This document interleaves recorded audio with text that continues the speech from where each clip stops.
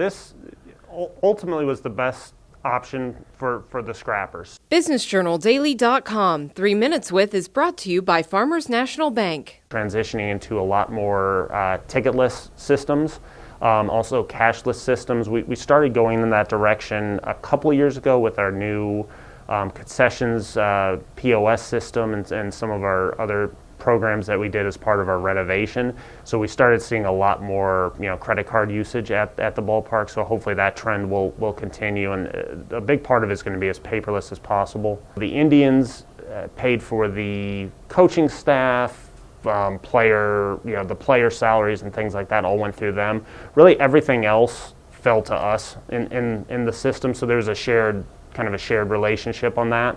Similar here, so there's some things that we take care of, there's some things Major League Baseball takes care of, but it's pretty, from a business economic model, it's really close to what we had with our partnership with Cleveland. The team is paying for the players, coaches, insurance, all of those things, which can be very, very expensive. So this model worked a lot better for us just because it was very similar to what we had in the old system, and it was easy to put budgets together and forecast out where we needed to be. We've kept most of our budgets in line. The biggest, change I would say moving into, at least into this season, is more on the health and safety protocols. We're talking, a lot of extra sanitation systems, cleaning systems, employees that are gonna be here that focus strictly on, the restrooms each game, portable sinks and stations, and, just having lots of different touch points. But I would say, at least it's, $25,000, $30,000 more on those line items than, we would have had,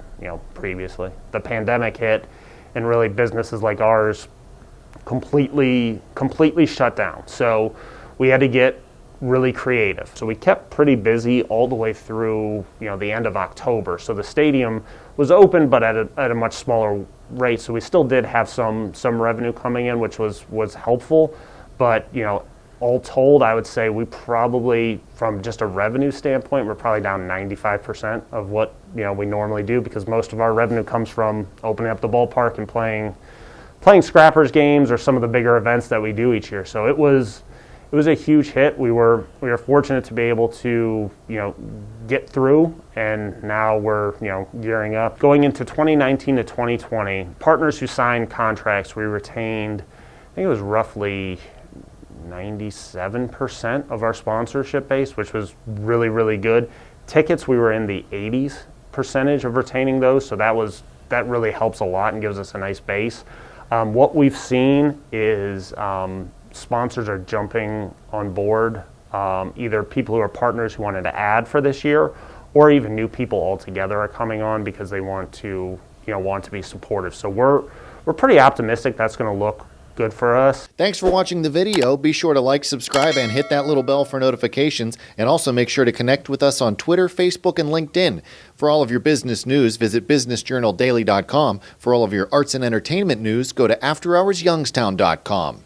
BusinessJournalDaily.com. 3 Minutes With is brought to you by Farmers National Bank. I like a bank that's a pillar in my community. I like a bank so cutting edge, they have a lab branch. We are so alike. Well, we do both bank at Farmers National Bank. Farmers. Stand strong.